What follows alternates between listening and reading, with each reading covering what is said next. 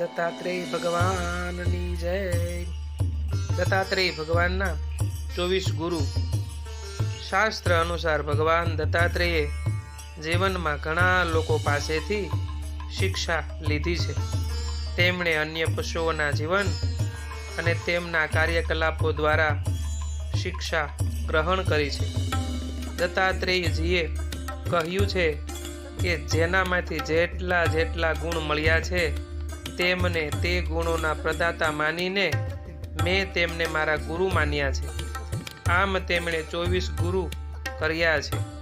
આ 24 ગુરુ છે પૃથ્વી, વાયુ, આકાશ, જળ, અગ્નિ, ચંદ્રમા, સૂર્ય, કબૂતર, અજગર, સાગર, પતંગિયું, મધુકર એટલે કે ભમરો, હાથી, મધુહારી, મધનો સંગ્રહ કરવાવાળી, હરણ, માછલી, પિંગળા વેશ્યા, ગીધ, બાળક, કુંવારી કન્યા, બાણ બનાવનાર, સાપ, કરોળિયો અને ભૃંગી કીટ।